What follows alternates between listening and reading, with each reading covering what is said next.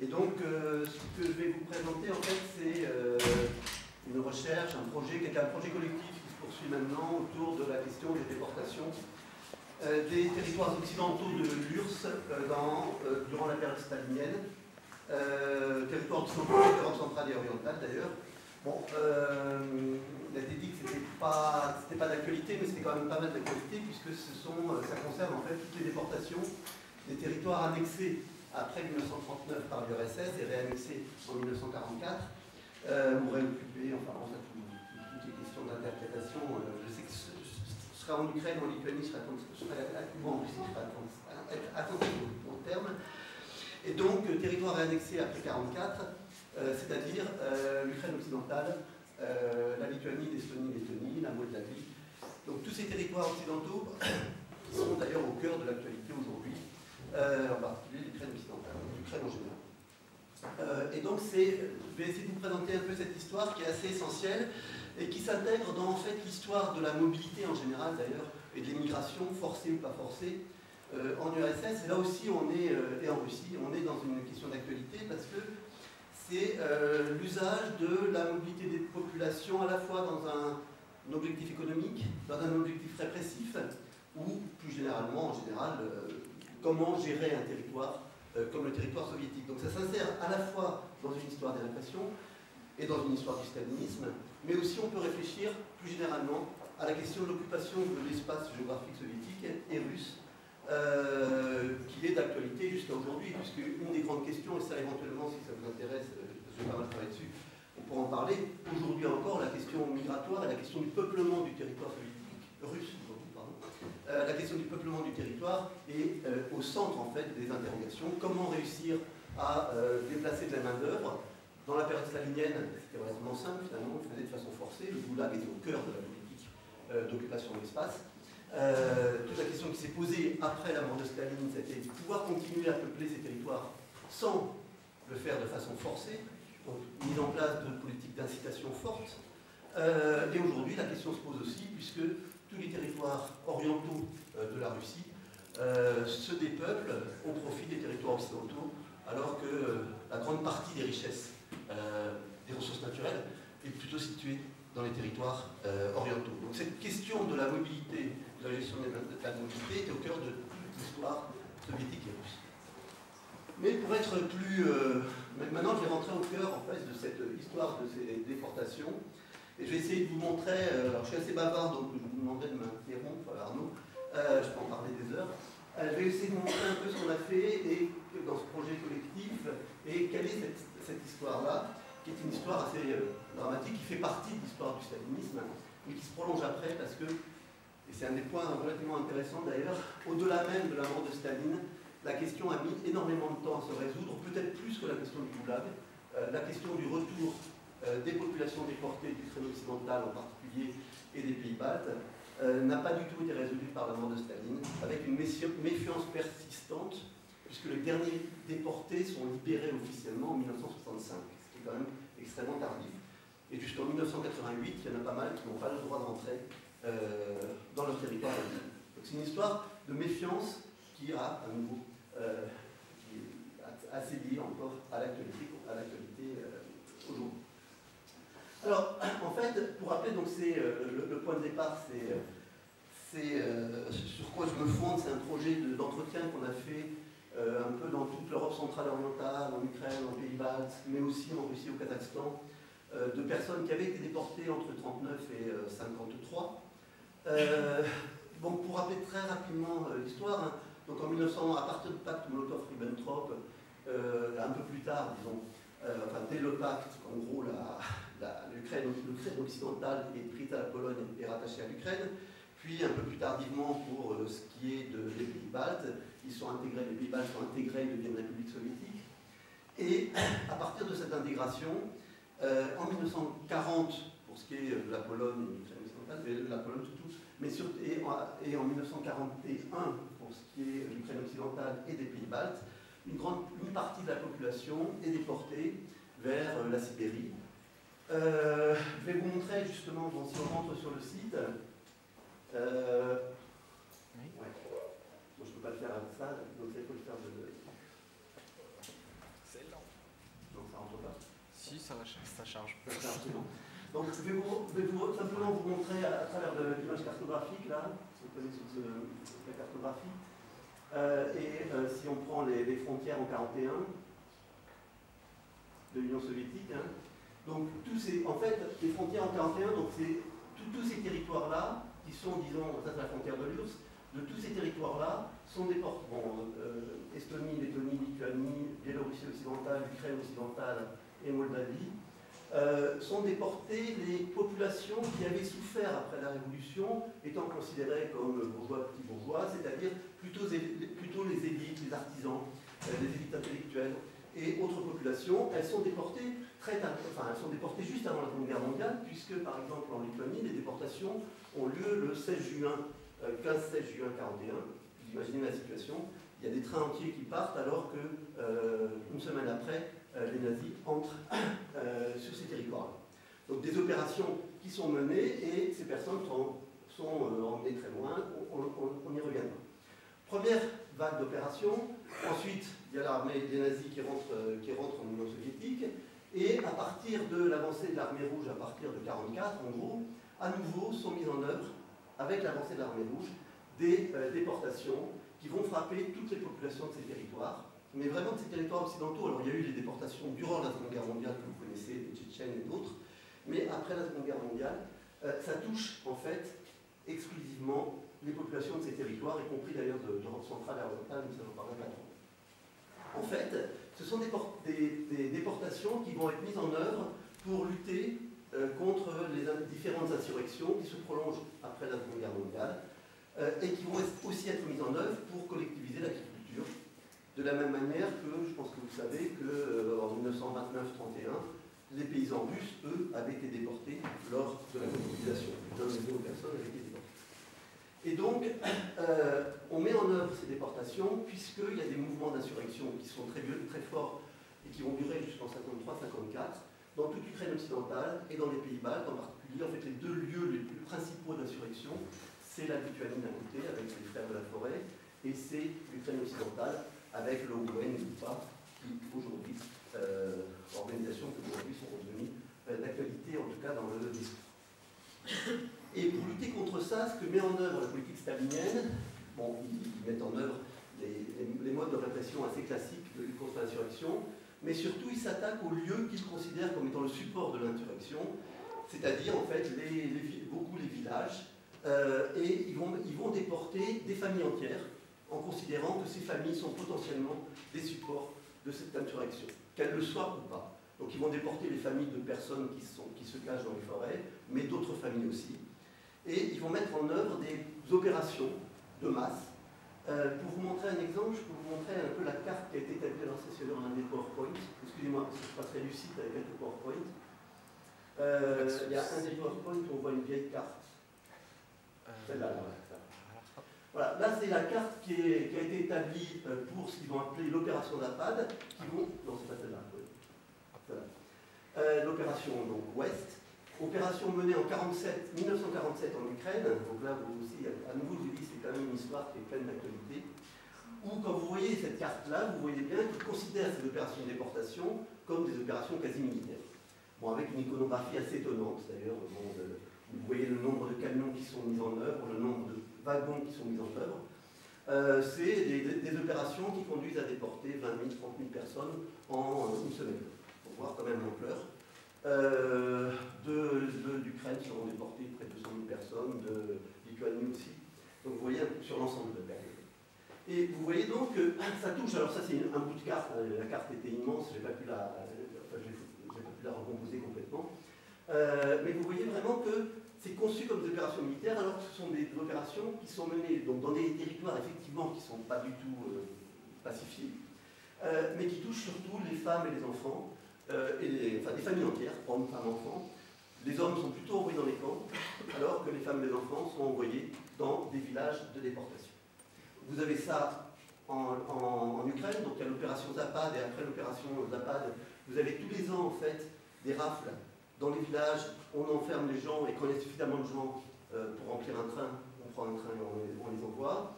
Vous avez en Lituanie au moins 3 opérations, entre 48 et 52. Et dans tous ces pays-là, vous avez un grand nombre d'opérations comme ça qui sont menées. Donc, soit des grandes opérations très bien organisées, c'est des opérations complètement bureaucratiques qui sont décidées à Moscou, qui sont déléguées, alors les troupes du NKVD viennent en fait dans la région, et qui sont aussi déléguées pour identifier les familles aux conseils locaux, aux communistes locaux, qui vont donner la liste des familles susceptibles d'être déportées. Il y a vraiment une logique très bureaucratique, assez impressionnante qui est mise en œuvre pour mener ces déportations. Donc voilà un peu l'ensemble. Et à partir de ce moment-là, donc ça justement je vais passer à ça, en fait c'est des opérations qui sont menées de façon extrêmement large, qui durent très longtemps. Et à partir de ce moment-là, l'URSS, au-delà de cette zone occidentale, devient une zone où se multiplient les villages dans lesquels sont déportées les personnes. Parce qu'il faut bien, et c'est un point qui est relativement important, il faut bien distinguer deux modes d'éloignement des personnes. Il y a d'un côté les camps du Goulag, que tout le monde connaît. À l'époque, en gros, après la guerre, le sommet de la population des camps du Goulag, c'est justement l'après-guerre, c'est pas l'avant-guerre, c'est 1953 en gros, où il y a 2,5 millions de personnes qui sont dans le Goulag. Et par ailleurs, il y a le même nombre de personnes qui sont déportées dans des villages, c'est-à-dire qu'ils sont assignés à résidence dans des villages appelés villages spéciaux. Ils ne sont pas enfermés dans autour de barbelés. Ils travaillent avec la population libre, plus ou moins libre d'ailleurs, avec la population officiellement libre. Et ils travaillent dans les colcos, ils travaillent beaucoup dans des esplanchos, c'est-à-dire des unités forestières un peu collectives. Ils travaillent dans les mines, mais ils vivent souvent dans des baraques, dans des conditions très difficiles. Mais ils ne sont pas enfermés. Ils sont dans les villages, ils n'ont pas le droit de quitter leur village, mais ils ne sont pas enfermés derrière des barbelés comme la population des camps. Donc il y a vraiment deux modes de contrôle et de répression des populations à cette époque.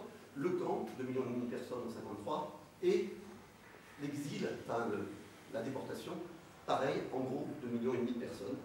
Pour vous donner l'ampleur, on peut peut-être montrer la carte de Google Earth. J'ai fait la carte, en fait, si c'est possible, la carte de ces villages spéciaux, pour vous montrer qu'en fait, ça couvre l'ensemble du territoire oriental, mais même, même à l'ouest de l'Oural, de l'Union soviétique. Là, vous avez en fait l'ensemble des villages dans lesquels il y a des déplacés spéciaux. Alors, ça peut être des déportés durant la Seconde Guerre mondiale. Le plus gros contingent de déportés, c'était les Allemands de la Volga, en gros 1 million de personnes qui ont été déportées. Mais ça comprend aussi, alors ils sont plus à l'ouest d'ailleurs que les Lituaniens, les Baltes, les Ukrainiens, et c'est justement l'ensemble de ces, il y a les Tchétchènes, dans le 2 millions, il y a 2,5 millions de personnes qui sont dans cette situation. Donc si on bouge un tout petit peu, si vous pouvez montrer un tout petit peu la carte sur l'ensemble, pour vous montrer un peu justement l'ampleur, oui, alors, ça c'est pas, il faut vous connaître, non, ça couvre vraiment l'ensemble du territoire soviétique, c'est d'une part le long, là vous voyez le long des grands fleuves, ils vont jusqu'au cercle polaire. Il y a en particulier, là, si vous voulez, pour voir là, c'est la mer de l'Altef. Il y a eu 12 000 Lituaniens qui ont été déportés ici. C'est la déportation emblématique des Lituaniens parce que 6 000 d'entre eux sont morts la première hiver. Parce qu'ils ont été mis là, en plein hiver, sans aucune protection, pour répondre à un décret de Staline qui voulait qu'on développe la pêche pendant la Seconde Guerre mondiale sur les grands fleuves. Et puisque les hommes étaient partis, en fait, les hommes qui pêchaient là, qui étaient des locaux, je crois que c'était des... étaient partis à l'armée. Et donc on a envoyé ces gens-là, et la moitié est morte durant le premier hiver de 41-42. Et donc, 41-42. Voilà, donc on les a emmenés dans des conditions absolument horribles, dans des territoires très très éloignés, où là il n'y avait presque personne. Mais en revanche, si vous voyez plus au sud, là vous suivez, si on peut aller plus au sud, s'il vous plaît, si on peut aller plus au sud. Là, donc on longe les fleuves, là voilà, et encore plus au sud. Là on suit en fait le transsibérien, c'est-à-dire que cette carte des villages spéciaux, en fait, elle n'est pas très différente de la carte de peuplement en général de la population sur l'espace soviétique. Donc vous voyez qu'il y a un mélange total, et ça c'est un point important. Les camps ils sont assez isolés, les camps du Goulag ils sont dans des territoires assez isolés. Là on a vraiment une sorte de mélange entre la population civile libre et la population réprimée. Ce qui est relativement important pour comprendre la perception que pouvait avoir la population libre de ce qu'était le système stalinien. Et voilà, donc ça couvre l'ensemble du territoire. Donc voilà un peu le point de départ de cette histoire qui culmine, comme je vous l'ai dit, en 1953. Encore en 1952, il y a plusieurs milliers de Lituaniens qui sont déportés, des paysans, pour répondre à la collectivisation. Autre exemple de déportés, tous les témoins de Jéhovah des zones occidentales sont déportés à peu près à la même époque. Et ils seront les derniers libérés, d'ailleurs, en 1965, de leur déportation. Donc il y a à la fois des minorités religieuses, appelées à l'exemple des sectaires, et des populations de ces territoires. Ce ne sont pas à proprement parler des déportations ethniques, puisque ça touche les populations de ces territoires et non pas en soi les Lituaniens, ça c'est des habitants de Lituanie. Et par exemple, en 1941, ça c'est une histoire assez intéressante, en 1941, il y a beaucoup de juifs qui sont déportés des territoires des Pays-Bas et du Crème occidental, parce que justement il y avait beaucoup d'artisans juifs, petits commerçants juifs, etc. Et c'est une histoire très particulière, je n'en parlerai pas, mais qui est très intéressante, je l'évoquerai un peu, parce que ce sont des juifs qui ont une histoire très particulière, puisqu'ils échappent à l'extermination nazie, parce qu'ils ont été déportés. Et donc, c'est vrai que quand ils vont revenir, leur drame, quelque part, ne sera pas reconnu, parce qu'effectivement, eux auront été sauvés. Et ils ont une situation très très complexe, une position très complexe par rapport à leur histoire, et ils pourront parler de leur histoire vraiment très tardivement, parce qu'après la guerre, c'est l'extermination naturellement qui marque avant tout cette histoire juive. Et ceux qui ont été sauvés, je donnerai peut-être un exemple, ont des parcours très compliqués ensuite. Donc voilà un peu ce cadre général. Alors à partir de ce moment-là, ce que je voudrais, c'est vous montrer un tout petit peu plus rapidement, un peu à partir justement, à partir du site, quelques exemples de ce que c'est que cette expérience de déportation. Alors c'est d'abord, donc on peut aller sur le plan thématique. Voilà, sur le menu thématique. Ah non. Oui. Ça, c'est la blague. Ouais. Donc, ce qu'on a cherché à faire à travers ce site, c'est une histoire qui est complexe. Parce que, d'un côté, être déporté, ça veut dire avoir une expérience commune pour tout le monde. Et ça, je vous en dire plein de mots. Quand il raconte, on parle beaucoup des récits et des archives. En fait, on mêle récits et archives. Pour vous dire, bon, ça, c'est l'intérêt de l'histoire soviétique, c'est qu'il y a énormément d'archives. C'est un pays extrêmement bureaucratique, et la répression est extrêmement bureaucratique. Le cœur de la répression, d'ailleurs, ça me fait un peu bizarre, c'était ici, puisqu'on est au cœur des cités du NKVD et que la maison de Yagoda, il n'a pas déporté, c'est un peu avant, c'était un peu après. Vous savez que la maison de Yagoda, qui était un des grands du NKVD, elle est à 50 mètres plus haut. De toute façon, la Lubyanka, elle est à 100 mètres, mais c'est un peu étrange de parler de ça. Pas très bon. Bon, ça c'est l'aparté. Donc, qu'est-ce que je disais voilà, d'un côté, il y a les mécaniques de déportation, c'est quand on part des récits de ces personnes, quand on voit les comptes rendus des chefs de convoi, il y a beaucoup de comptes rendus qui racontent comment ça se passe, on a toujours un peu les mêmes récits. Donc, il y a l'arrivée aussi, la première année en déportation, c'est dans des conditions extrêmement difficiles, donc les personnes nous racontent à peu près la même chose. Ce qui est assez fascinant d'ailleurs, c'est que, c'est passionnant d'ailleurs comme récit, mais ce qui est assez fascinant, c'est que les rapports du NKVD parfois racontent la même chose, c'est-à-dire la difficulté d'installation, la souffrance, ils ne parlent pas de souffrance dans le NKVD, ça s'en fiche un peu, mais disons la difficulté des conditions de vie sont aussi soulignées dans les rapports du NKVD, qui malheureusement ne sont pas toujours attestés. Donc d'un côté, une sorte d'uniformité d'expérience de déportation, avec des morts pendant le trajet, bien sûr, surtout des petits-enfants. On a une témoin comme ça qui avait 1 an quand elle a été déportée, et elle nous a raconté qu'en fait elle était tombée inanimée dans le wagon et que les soldats ont demandé à son père de l'acheter par-dessus bord, puisqu'ils ont cru qu'elle était morte, et que son père a exigé qu'un médecin vienne vérifier qu'elle était morte ou pas, et en fait elle n'était pas morte et elle a été sauvée. Et elle nous raconte ça, c'est assez étonnant comme ce qu'il nous a raconté ça. Donc, des expériences très très dures du moment où les soldats arrivent, etc. Et à côté de ça, et c'est un peu ce qu'on cherche à souligner dans ce site, et justement on a aussi écrit un livre d'ailleurs qui s'appelle Déportés en URSS, mais le site sert à montrer ces contrastes en fait entre expériences communes et à côté de ça des histoires de vie qui sont sur leur ensemble très très variées. En fait, on a demandé aux témoins de nous raconter, alors c'est des témoins qui ont 70 à 80 ans, donc il y avait au moment de la déportation entre 5 ans et 17 ans, le plus âgé il avait 94 ans je crois qu'on l'a interviewé, il nous a parlé 5 heures sans s'arrêter. Nous on était épuisés, il était en pleine forme. Enfin les gens qui ont survécu en général ils sont sont en forme. Et donc, ils nous racontent ça, et on leur a demandé de raconter leur vie, et non pas de raconter juste le moment de la déportation. Il y a beaucoup de projets d'entretien qui souvent se concentrent sur la déportation. Nous, ce qui nous intéressait, c'est justement de raconter leur vie. Et c'est là qu'on s'aperçoit qu'au-delà du moment de déportation, ensuite, il y a des processus d'insertion dans la société soviétique. On a, et je vais donner quelques exemples, il y a des processus même de soviétisation du déporté. Et il y a des processus aussi, après le retour, qui font que les parcours en fait, des personnes sont extrêmement variés. Être déporté, ça n'a pas de sens en soi. Ça a un sens au moment de l'histoire de la déportation, mais ensuite les parcours sont extrêmement variés, à la fois selon les conditions d'insertion localement sur les lieux de déportation, les conditions de retour, la manière dont, et ça dépend beaucoup des républiques soviétiques, Ukraine, Lituanie, dont ils sont reçus à leur retour, la manière dont ils continuent à être stigmatisés jusqu'en 1988 ou non. Il y en a qui ont des carrières de communistes, il y en a qui sont bloqués dans leur expérience, dans leur trajectoire universitaire, il y en a qui sont complètement stigmatisés et d'autres au contraire qui s'insèrent complètement dans la société soviétique. Et donc, cette histoire est beaucoup plus variée qu'on ne peut le penser. Et la manière dont aujourd'hui elle est écrite, pas tellement écrite, mais racontée dans ces territoires d'Ukraine et des Pays-Baltes, par exemple, est un peu simplificatrice, parce que ça devient une expérience collective, alors qu'il y a une expérience collective, mais il y a aussi beaucoup des trajectoires individuelles. Pour vous donner... donc, du coup, on a utilisé beaucoup, justement, des bouts de récits pour essayer de raconter ça.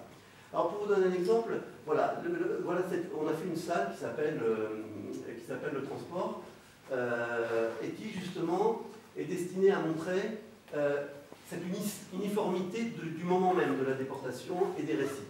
Donc là, vous avez, juste pour vous donner un exemple de comment aussi est construit le site, si vous voulez aller voir après, vous avez là un dessin qui a été fait par une estonienne, estonienne, oh, je ne sais plus, Valia Arak, c'est estonien plutôt, comment ça, Adezeraka.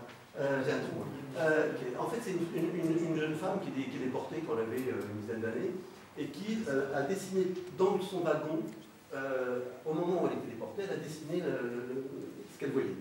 Donc vous avez, c'est assez rare, hein, un dessin du wagon où elle est déportée, où il y avait en gros des wagons où vous aviez une dizaine de familles qui étaient entassées comme ça, dans des wagons en bestiaux, hein, avec les fameux naris, des chalites là, en bois, et qui voyageaient comme ça dans ces wagons en bestiaux pendant 3 semaines, sans savoir, on leur disait pas où ils partaient.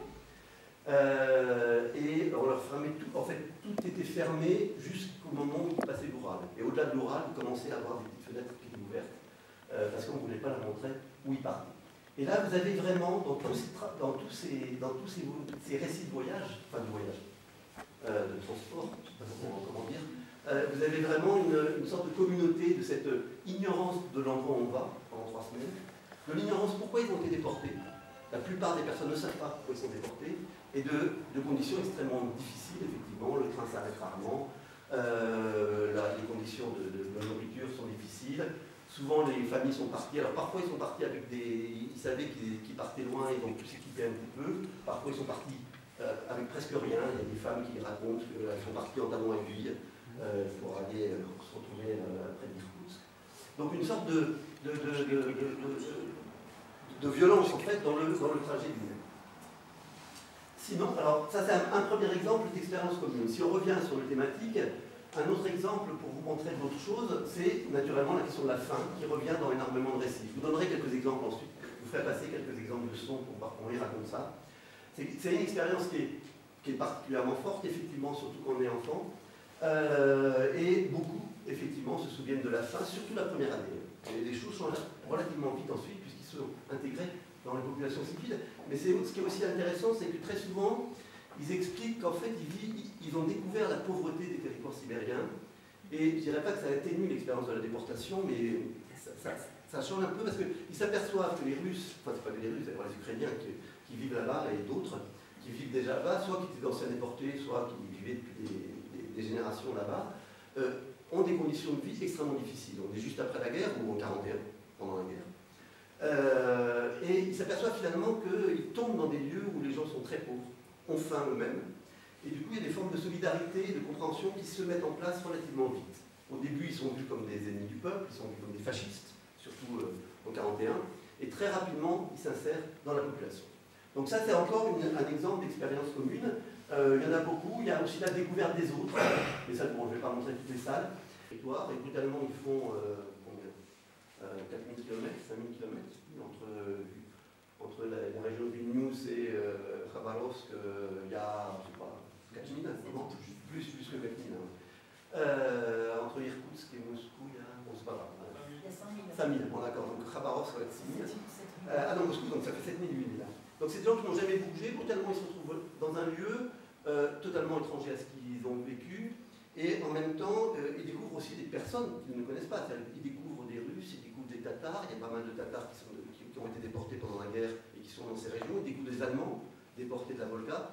Donc il y a une sorte de communauté de déportation qui se met en place, qui est assez étonnante. Et ça apparaît beaucoup dans les récits. Donc il y a toute une... Mais en même temps, ce qui est assez aussi étonnant, c'est que dans les récits, il n'y a pas que du négatif. Parce que justement, à travers la découverte de ces territoires, c'est des enfants souvent qu'on a interviewés, qui étaient enfants à l'époque, c'est des adultes qui sont morts. Et dans leur récit, il y a aussi l'émerveillement par rapport à certains aspects de la Sibérie. Par exemple, on a fait une salle qui s'appelle La Forêt, vous voyez ici. Et c'est assez... je peux peut-être vous faire passer un son, si ça passe là. Bon, celui-là qui est assez révélateur de cette ambivalence. Je ne crois pas que j'ai l'image dessus. On va voir, et je me rappelle plus si c'est... Vous parlez russe ou pas? En général.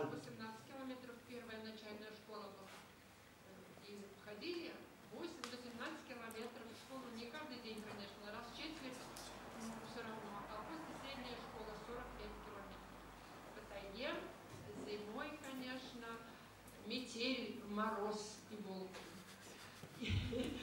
Один раз идем около Улюколь, последнее такое место было. И дети 4 класс, 6 класс, вот такие, литовцы, латыши. Идем и смотрим на расстоянии огонечки, далеко так. И вот так по кругу, огоньки. Не понимаем, что это такое, откуда такие огоньки. А потом видим все этот круг ближе, ближе. И когда совсем близко, мы видим, что волки перепугались все. И не от того, что мы знали, как нужно себя вести, а просто от страха. Мы кричали все от страха, и они, волки, начали отступать. Круг больше, не так, что сразу убегают. Вообще система какая-то у них. И вот таким кругом дальше, дальше, дальше ушли. Конечно, страху, перепуганные. Voilà, donc ça vous apprend comment réagir face à des loups d'ailleurs, hein, mais je ne sais pas si c'est très efficace. Je sais juste vers l'image. Ah oui, parce que oui. Bon, je peux le raconter. Hein, Non, si vous voulez. Je vais résumer, en fait, elle raconte en fait, donc c'est une méthode, hein, c'est une méthode qui vit aujourd'hui à Daugavpils, et elle raconte en fait qu'elle était enfant, elle avait je sais plus quel âge, 7-8 ans, et ils allaient très loin pour aller à l'école, et en rentrant de l'école, c'est froid, c'était en hiver, brutalement ils voient des petites lumières qui les entourent, qui se rapprochent, et elle s'aperçoit avec ses camarades de classe que ce sont des loups.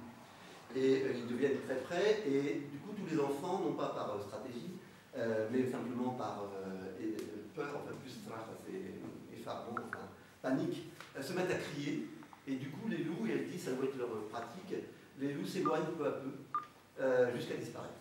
Voilà, et donc elle raconte cette histoire sur la Sibérie, et à côté de ça, et ça c'était des expériences assez courantes finalement, chez ces jeunes enfants qui venaient de territoires en Lituanie, Lettonie, ils ont été déportés, ils avaient 5-6 ans, voilà. Et ce qui est intéressant, c'est qu'à côté de ça, elle raconte souvent son émerveillement pour la Sibérie. D'ailleurs, quand on voit, c'est une peintre aujourd'hui, quand on voit sa peinture, il y a quelque chose quand même de ce territoire sibérien qui reste, et de l'émerveillement pour la Sibérie. Donc c'est des récits qui sont extrêmement ambivalents, où ce n'est pas des récits de souffrance permanente, mais qui mêlent en fait souffrance et étonnement et certaine nostalgie. Enfin, nostalgie, je dirais pas, mais une certaine appréciation de ce qu'était ce territoire sibérien. Donc voici un peu cet exemple justement déjà d'une insertion dans un territoire qui est très très présente bien sûr dans leur récit et dans leur perception, et c'est quelque chose qu'on oublie quand on parle de déportés, on pense simplement à cette violence. Alors, voilà, bon, je ne vais pas donner de multiples exemples, il y a pas mal d'exemples là-dessus. Donc d'un côté, il y a cette forme en fait, cette forme de récit sur l'expérience de déportation, Il y a un autre point quand même que je voudrais souligner, qui est cette salle-là, qu'on a appelée la soviétisation, qui est assez intéressante. C'est-à-dire que ces jeunes qui ont été déportés, ils sont... alors là, je pense que c'est une vidéo qui est sous-titrée, donc on va pouvoir la mettre. Je crois, c'est une vidéo, je ne me rappelle plus. Ouais, je pense que c'est une vidéo. Attendez. Он учился, он школу окончил. Non, on ne va pas la mettre. En fait, ces personnes, oui, je vous montrerai une autre vidéo, je sais laquelle. Ces personnes, ils passent par l'école soviétique. C'est assez intéressant, c'est-à-dire que bien qu'étant stigmatisés, bien qu'étant coincés dans leur village, bien que devant pointer, ils devaient pointer tous les mois, leurs parents vivent dans des conditions difficiles, ils sont dans des baraques ou des éminanes, qui les premiers, vous savez ce que c'est ces maisons aux 3/4 sous terre qu'on construit en Sibérie pour se protéger du froid, parce qu'il n'y a pas d'affaires de feu, etc., souvent pour ces gens-là. Donc bien qu'étant dans ces conditions très difficiles, ils vont quand même à l'école, pas toujours la première année, mais assez rapidement, et dès la deuxième année, dans l'école russe. Alors c'est des gamins qui arrivent de Lituanie, qui parlent lituanien, qui arrivent d'Ukraine, qui parlent ukrainien, et ils sont mis dans l'école russe. Ils nous racontent tous que c'est allé assez vite, l'intégration. Au début, les gamins leur envoyaient des pierres en les traitant de fascistes, mais assez rapidement ça passait. Ils ont un très mauvais souvenir de la première année, effectivement, où vraiment ils étaient stigmatisés par leurs copains. Et assez rapidement, bon, ils se font des copains, ils s'insèrent dans l'école, et donc d'une certaine manière, ils apprennent à travers l'école soviétique à être soviétiques. Alors pas tous, bien sûr, parce que dans leur environnement familial, on leur raconte des contes en lituanien, en ukrainien, en estonien, on fête Noël, pour ce qui est des catholiques, etc. Enfin, il y a des exemples, il y a plein d'exemples. Pour les juifs, ils ont aussi une pratique juive. Donc il y a tout un rituel qui leur permet de garder un lien avec leur pays d'origine. Mais en même temps, ils sont dans cette école soviétique, ils s'insèrent. Et là, c'est un exemple, il y a plusieurs exemples, disons, de mode d'insertion. Il y a ceux qui deviennent communistes. Alors, ils deviennent communistes, plutôt, ils deviennent pionniers, parce que les copains sont pionniers, et parce que c'est des sortes de... Voilà, c'est des groupes d'enfants, ils ont envie de participer à ça. Ils deviennent comme Somol, pareil. Bon, là, elle nous raconte, je ne vais pas passer la leçon, mais c'est pas une vidéo, mais elle nous raconte, par exemple, notre travail TCL qu'on a failli jeter du train quand on avait 2 ans. Donc vous voyez, elle a quand même une expérience dure. Et elle raconte comment, en fait, elle devient comme Somol, et quand ses parents apprennent ça, son père est furieux, se met à pleurer, sa mère... elle se fait vraiment violemment attaquer par ses parents, mais elle reste comme Somol. Jusqu'au moment où elle s'aperçoit que comme Somol, c'est quand même surtout des gens qui cherchent à profiter de la situation, etc. Et là, elle quittera le comme Somol. Mais pour elle, c'était complètement normal. Donc, il y a vraiment... Et alors, il y a un autre mode aussi d'insertion dans la société soviétique qui est super intéressant, c'est la fascination pour la mécanique, pour la mécanisation. La société soviétique, surtout stalinienne, c'est une fascination pour ce qui est c'est une sorte d'industrie du 19e siècle. Hein. Le stalinisme, c'est une vision de l'industrie qui est très, très marquée du 19e siècle. Et en fait, la promotion de beaucoup de ces jeunes déportés passe par le fait de devenir paysan, puis de devenir tractoriste, puis de devenir, par exemple, conducteur de moissonneuse batteuse. Il y en a un qui est tellement fier, il nous raconte ça, mais avec une fierté, on oublie qu'il est déporté, quoi. Il est fier parce qu'il a terminé conducteur de moissonneuse batteuse. Alors, un autre exemple qui est encore plus révélateur, et là c'est la vidéo que vous avez extraite là, du site. Je vais vous montrer, là c'est un prisonnier de camp, parce qu'on a aussi interviewé des gens des camps. Et c'est quelqu'un qui a une vie, avant de passer la vidéo, c'est quelqu'un qui a une vie assez extraordinaire. Il a arrêté en Lituanie à 17 ans, parce qu'il aurait été complice de bandits, de fleurs de la forêt. Est-ce que c'est vrai, est-ce que c'est pas vrai? Bon, enfin, ça veut rien dire d'ailleurs. Donc il est arrêté, il est déporté dans les grands camps sibériens, Vorkuta. Enfin, pour ceux qui connaissent, c'est quand même le mythe, c'est pas vraiment le mythe, comme vous pouvez dire, le symbole des camps les plus durs, hein, il est déporté à Imita, Vorkuta. C'est quelqu'un qui a une très très forte personnalité. Et là, il raconte comment il s'est enfui du camp. Et vous allez voir, bon, c'est une vidéo sous-titrée, vous allez voir à quel point il est quand même si c'est un prisonnier, il est marqué, il est fasciné par la dimension industrielle et par la mine, dans son récit. Je vous laisse passer, ça dure 3 minutes, mais je trouve que c'est assez fort comme récit. Ну, потом, после этого, с другом это, там, Жамейтиста Фонтанес было, там, маркшейдером работал в шахте это, вот, и говорит, давай сделаем побег это. Ну, давай, говорю, попробуем, говорю, что получится это. Мы в шахте это, вот это, ну, так можно, представление такое, это откаточный штрек, это, как это говорить, это, как метро, вот, например. Это.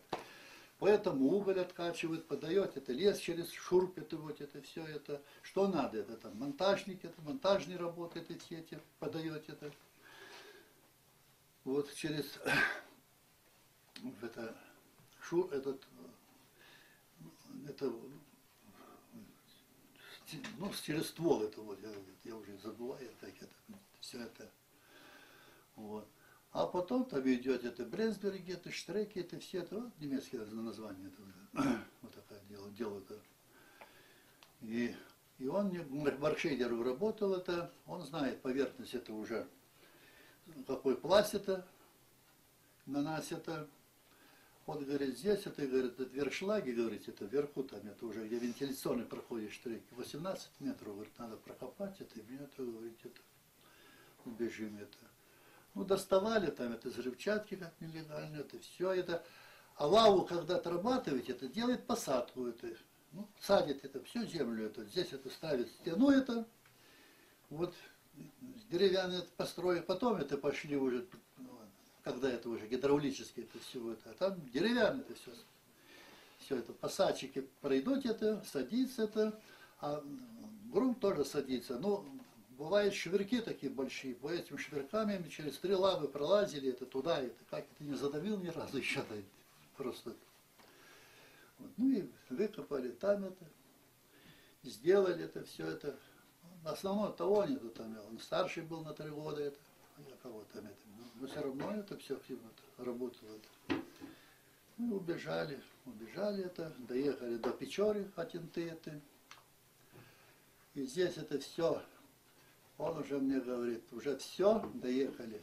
Кругом собаки и одни солдаты это. Ну, окружили там этот вагон это. Понял, где вагон это, состав это вот, с углем это вот, там углярки это закапывались. Ну, взяли, расставали. Хорошо, что не расстреляли-то, остальное-то расстреливали на месте это, как беглецов это. Ну, привезли туда, опять дали 25 лет это. За это 10 лет дали, а за это 25. И вот мне сроку было это сколько? 35 это, 25 и 10 это. Вот, мне сколько это. Alors, je voulais montrer effectivement, d'abord, il y a un sens de l'humour, mais tous, en fait, ce qui est assez extraordinaire, c'est que ces gens-là, ils ont un vrai sens de l'humour et que, vous voyez, il n'y a pas de haine quand ils racontent. C'est-à-dire, c'est des récits qui sont d'une très très grande richesse, mais aussi justement par cette fascination par la mine. Et on a eu beaucoup de gens justement qui étaient marqués par leur histoire de mineurs, etc. Lui, il vit encore en Sibérie, hein, il vit dans un tout petit village à 300 km au nord d'Irkoutsk. Il est un peu repéré dans le village comme étant le lituanien, quoi. Il n'a jamais été complètement amnistié parce qu'il s'était battu avec un brigadier et c'était pas, donc il a été condamné aussi pour un article non politique. Et du coup, il n'a pas été complètement amnistié. Et il a décidé de refaire sa vie en Sibérie après tous ces périples. Il a été libéré très tardivement. Donc voilà un autre exemple, disons, de ce type d'histoire, en fait, qui fait qu'effectivement, ces parcours peuvent être très différents. Donc là, vous en avez plein, en fait, je ne vais pas rentrer dans les détails, mais ça vous montre à quel point, entre celui qui devient tractoriste, celui qui sort du camp et qui reste quand même très stigmatisé, lui, il restera très stigmatisé, et bien d'autres, vous avez chaque fois, des parcours qui, à partir pratiquement 1 an après la libération, commencent à diverger. 1 an après l'arrivée en déportation, commencent à diverger. Ça dépend aussi des lieux où ils sont venus et où ils ont été déportés. Alors, à partir de ce moment, cette variété, on peut la voir, et ça pourrait vous montrer à travers la variété des parcours. Si on revient sur le site, pardon, et en cartographie, je voudrais vous montrer quelques exemples de parcours géographiques qui montrent déjà à quel point ça peut être différent. Donc, prenons par exemple par lieu de départ, on va prendre quelques départs des Lituaniens, enfin, ouais, il faut attendre un peu. Si on prend des gens qui sont partis de Lituanie, par exemple, qui ont été déportés de Lituanie, il faut cliquer dessus, ça, voilà. 2-3 exemples. Bon, voilà, Minauskas, oui, c'est ce paysan qui est devenu tractoriste et conducteur de il a un parcours assez simple, même si c'est 8000 km. Hein. Il est parti d'un petit village à l'ouest de Vilnius. Hein. Sa maison, je suis allé voir, sa maison n'existe plus, elle est détruite, mais les gens locaux se rappellent bien de lui, enfin de sa famille plutôt. Et il est allé jusqu'à Irkoutsk, puis ensuite il est remonté vers Bratsk, c'est Bratsk, il a dû travailler, je crois maintenant il vit à Bratsk, mais il a été agriculteur, enfin paysan dans ces régions-là. Donc ça c'est le parcours de ceux qui sont restés, on pourrait discuter pourquoi ils sont restés, pourquoi ils sont pas rentrés, il y a plusieurs choses différentes. Là vous avez un autre attendez, si on compare, bon Talanina c'est pareil, je ne vais pas la montrer, non ça passe pas les autres, c'est plutôt avant, ah oui. Bon, c'est Calice, lui, c'est un classique, c'est-à-dire il a fait des camps. Bon, prenez Zarki, par exemple, ça c'est une histoire qui est assez intéressante. Voilà, elle, c'est. Bon, ça c'est ceux qui sont rentrés. Zarki était juive. En fait, elle a le malheur d'avoir un père allemand et une mère juive ou l'inverse.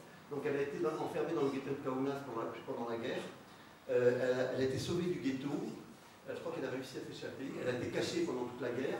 Mais à la sortie de la guerre, survivante du ghetto de Kaunas, les soviétiques s'aperçoivent que son père est allemand et du coup la déportent comme allemande. Et donc elle est déportée en Asie centrale. En fait, elle vivait juste à côté du fameux 5e fort de Kaunas, là, tous les massacres de juifs. Et elle est revenue ensuite en Lituanie, où elle vit jusqu'à aujourd'hui. Donc voilà un autre exemple, Abraham Lech, c'est la même chose. Ça c'est un ensemble d'exemples, alors je ne sais pas si... de ces allers-retours qu'on trouve beaucoup parfois avec pas mal de parcours au sein du territoire soviétique. On peut aussi... c'est marrant, il n'y a pas... attendez. Dans ce cas-là, on peut essayer de... peut-être, je vais le faire par résidence actuelle. Un autre exemple là, beaucoup plus compliqué, alors là, on va prendre un interview en Italie où il vit aujourd'hui. C'est lui, Henry Welch. Alors, ça, c'est le parcours typique d'un juif polonais qui, voilà, en fait, donc c'est quelqu'un qui est déporté en 41, sa famille est déportée en 41. Il part donc de Pologne. En fait, non, c'est un juif qui fuit en fait l'avancée des nazis, qui passe en Pologne et enfin en Pologne, en Biélorussie plutôt, pardon, avec l'annexion de la Pologne occidentale, etc. Il est arrêté et en fait, j'avais fait cette histoire, mais les Polonais qui arrivent en Union soviétique, on leur demande s'ils veulent perdre leur nationalité polonaise et devenir soviétique. Ses parents ne veulent pas, beaucoup d'ailleurs refusent, et à partir du moment où ils refusent de prendre la nationalité soviétique, ils sont déportés. Donc il est déporté en Asie centrale, ensuite il va dans les... il y a un trajet extrêmement... Je pense qu'il est déporté d'abord à Arkhangelsk, pour un peu plus exactement, puis en Asie centrale. Arkhangelsk, c'est un des grands lieux de déportation.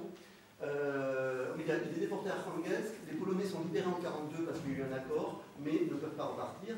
Naturellement, c'est des gens qui reviennent et toute leur famille a disparu quand ils reviennent en Pologne, a été exterminée. Et donc, ils quittent la Pologne, surtout beaucoup quittent la Pologne au moment où il y a les fameux actes des pogroms d'après la Seconde Guerre mondiale, c'est en particulier, qui sont bien connus aujourd'hui. Donc il y a toute une série de violences contre les Juifs après la Seconde Guerre mondiale en Pologne, qui fait que les Juifs cherchent à repartir. Et donc là, il repart et il n'a plus de patrie, quoi, il n'a plus rien. Et donc il va faire un parcours très compliqué, il va partir en Amérique latine, il va partir aux États-Unis, au Canada, et ensuite il va s'installer en Italie, après être passé par la France, etc. Donc c'est des personnes absolument extraordinaires, d'ailleurs, parce qu'ils ont une expérience, qui ont une sorte de sérénité d'ailleurs dans leur récit. Ça c'est un cas extrême, il y a beaucoup de cas comme ça, surtout pour les populations juives, de parcours qui sortent en fait de leur territoire d'origine. Voilà, donc c'est déjà pour montrer que pour ces déportés, toutes les trajectoires sont différentes. Et il y a énormément de... Et l'espace est naturellement essentiel. J'ai rencontré comme ça une femme en France qui a été déportée au Kazakhstan et qui a vécu avec les Kazakhs et qui a une sorte de souvenir qui allait dans les cérémonies religieuses, d'ailleurs parce qu'elle était enfant, elle avait le droit, etc. Et qui est restée encore très très imprégnée de cette histoire. Donc des parcours géographiques extrêmement variés. L'autre dimension, si on sort de ça, c'est, je vais aller assez vite, c'est aussi des parcours sociaux très variés. Comme j'ai dit, il y en a qui deviennent communistes.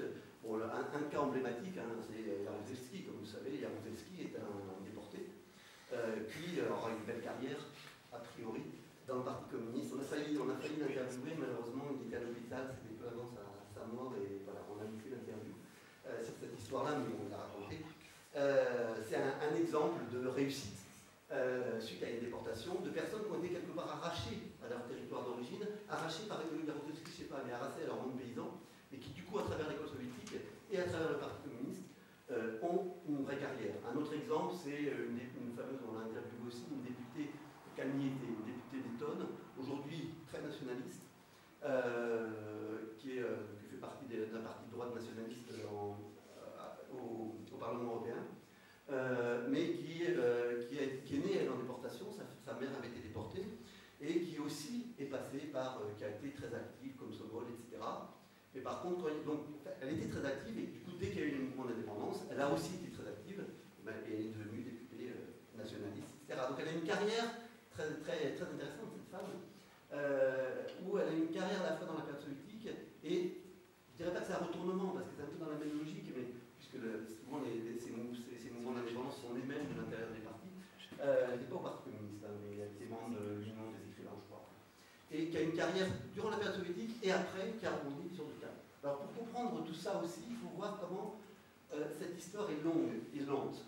Et ça explique, je pense, aussi pas mal de choses sur l'Ukraine aujourd'hui. Après la mort de Staline, comme vous le savez, très très vite, les camps s'ouvrent. D'abord pour les prisonniers de droit commun, puisque Staline meurt le 5 mars, Staline meurt le 5 mars, et fin mars, il y a un décret de Beria qui libère les prisonniers, surtout des droits communs, c'est-à-dire tous ceux qui avaient moins de 5 ans, une peine de moins de 5 ans, excepté les politiques. Mais il y a pas mal de politiques qui sont d'ailleurs libérés pour d'autres raisons. Donc les camps s'ouvrent assez vite. En revanche, il y a déjà un projet d'ailleurs de libération des peuples déportés, mais ça va mettre beaucoup plus de temps. Et ce qui est très intéressant de voir, c'est qu'effectivement, les Tchétchènes, les Allemands vont être libérés assez vite, même s'ils sont sans droit au retour souvent, les Tchétchènes vont revenir assez vite. Dès 56, mais c'est quand même déjà 55-56, c'est quand même 2 ans après la mort de Staline, donc il faut un certain temps.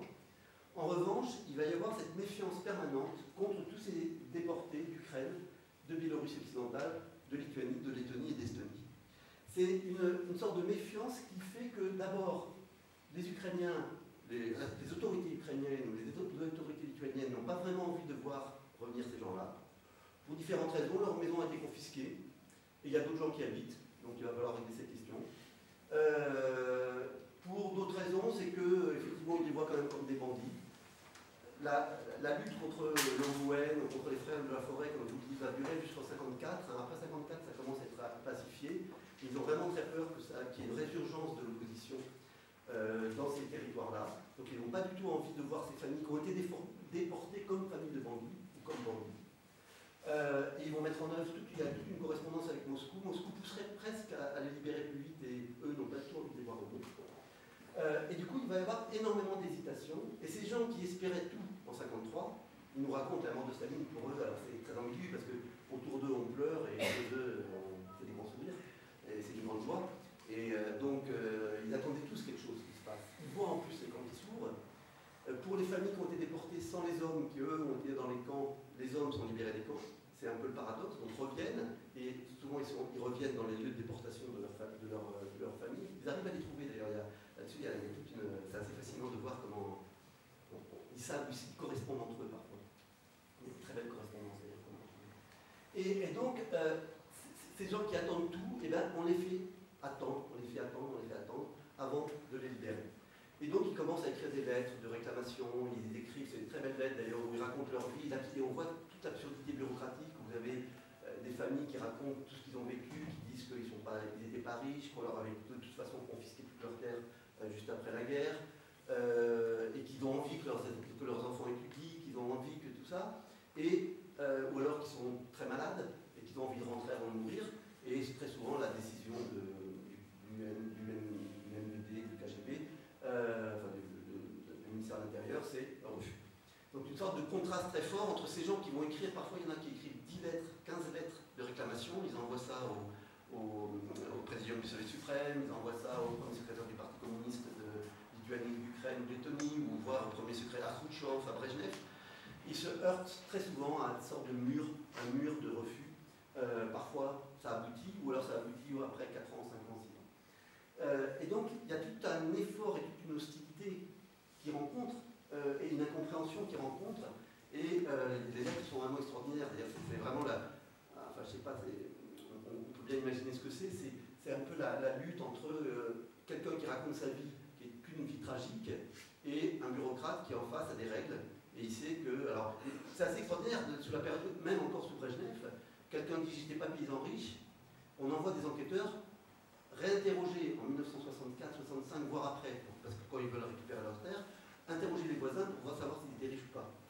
Et jusqu'en 1980, vous avez des enquêteurs, des flics qui vont vérifier que cette personne était riche ou pas, alors qu'elle avait été déportée. Donc pendant toute cette période-là, il y a une sorte de logique bureaucratique qui finalement, il faut bien comprendre que Khrouchtchev, Brejnev ne remettent pas en cause les déportations. Simplement, ils libèrent. Mais ils considèrent qu'ils ont été déportés à raison. Et quand les autres disent on a été déportés à tort, ils vont refaire des enquêtes pour savoir. Donc ils ne remettent pas en cause les lois staliniennes. Ce qui est assez fascinant, la vraie remise en cause des lois staliniennes, elle ne date que de 1988, quand il y aura cette fameuse loi qui dira que toutes ces lois étaient antisocialistes, contre la légalité socialiste. Il faut attendre 88 pour que ces lois soient remises en cause. Et donc ces personnes vont conserver, quelque part même ces personnes qui souvent s'étaient insérées dans la société soviétique, face au retour et face à la possibilité ou l'impossibilité de retour, on leur remet à la figure, on leur remet en face d'elles le fait qu'elles ne sont pas comme les autres. Et donc, elles vont porter cette histoire de répression jusque dans les années 60-70. Bon, le dernier décret qui libère, je dis, date de 65, c'est les témoins de Jéhovah, les derniers à être libérés. Et par contre, après, tous cherchent à retrouver leurs biens. On leur a confisqué leur maison, alors ils rentrent. Il y a souvent des tensions fortes, effectivement. Il y a, vous imaginez quelqu'un qui a été déporté sur dénonciation de son voisin comme étant un bandit, il rentre chez lui, vous imaginez ce que ça peut donner. On essaie de les renvoyer parfois d'ailleurs. J'ai trouvé des textes assez extraordinaires en Ukraine où vous avez les autorités locales qui voient arriver quelqu'un qui a été déporté comme bandit et qui dit on pourrait passer par. Vous savez on cherchait, il y avait des grands chantiers à l'époque, il fallait remplacer la main-d'œuvre du goulag par une main-d'œuvre civile, et donc il y a eu une organisation qui s'appelle Organabor, qui est l'organisation du travail, une sorte de bourse de travail, surtout l'ensemble de l'URSS, qui est chargée de trouver de la main-d'œuvre pour remplacer la main-d'œuvre du goulag, et plus généralement pour mettre la main-d'œuvre dans les grands chantiers sibériens. Et donc il y a un responsable local, je crois, d'un district, voire de la région, qui dit à ces gens qui reviennent de Sibérie, il faut les convaincre de partir sur les grands chantiers sibériens pour aller travailler. Comme ça, on pourra les éloigner. Ils ne peuvent pas passer par la loi, donc on doit les convaincre. Vous imaginez convaincre quelqu'un 20 ans en Sibérie spécial, on lui dit tiens, repartez là-bas, t'es super, vous allez gagner plein d'argent. Voilà, il y a quand même des logiques bureaucratiques assez. Et donc, ce que je veux dire par là, c'est que cette présence de leur passé, alors, n'est pas du tout effacée. On leur envoie ça en permanence. Et même ceux qui réussissent, c'est-à-dire que même ceux qui en font partie, ils ont toujours peur à un moment ou à un autre, par exemple, s'ils doivent partir à l'étranger, ils n'osent pas demander de partir à l'étranger quand il y a une délégation qui part, parce qu'ils savent que dans ce cas-là, il va y avoir un nouveau contrôle, et que là, ça va pouvoir ressortir. Et donc, cette présence du passé, qui en fait est normalement niée complètement, elle est présente encore jusqu'à aujourd'hui, et je crois que ça explique énormément pourquoi, par exemple, dans les pays baltes, et même en Ukraine, la déportation est presque plus présente que les camps.